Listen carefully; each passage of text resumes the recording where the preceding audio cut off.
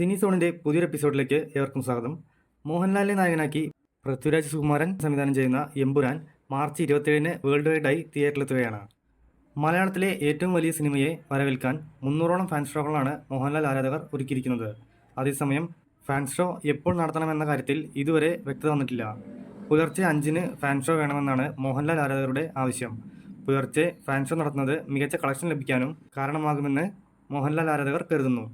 മലയാളത്തിലെ ഏറ്റവും വലിയ ആദ്യദിന കളക്ഷൻ ലക്ഷ്യമിടുന്ന ചിത്രം കൂടിയാണ് എമ്പുരാൻ. അതിരാവിലെയുള്ള ഫാൻ ഷോയ്ക്കായി ആരാധകർ മുറവിളി കൂട്ടുമ്പോഴും ഇക്കാര്യത്തിൽ മോഹൻലാലിന് താല്പര്യക്കുറവുണ്ട്. രാവിലെ 8-നോ 9-നോ മതി ആദ്യ ഷോ എന്നാണ് അണിയറ പ്രവർത്തകരുടെ താല്പര്യം.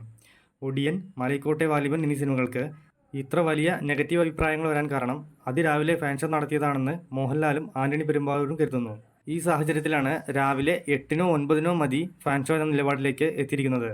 പൃഥ്വിരാജ്, മോഹൻലാൽ, ആന്റണി പെരുമ്പാവൂർ എന്നിവർ ചേർന്ന് ആദ്യ ഷോയുടെ കാര്യത്തിൽ ഉടൻ തീരുമാനമെടുക്കും. അതിനുശേഷം മാത്രമേ ആരാധകർക്ക് ഫാൻ ഷോകൾ ചാർട്ട് ചെയ്യാൻ സാധിക്കൂ. കൂടുതൽ സിനിമാ വാർത്തകൾക്ക് ചാനൽ സബ്സ്ക്രൈബ് ചെയ്യുക.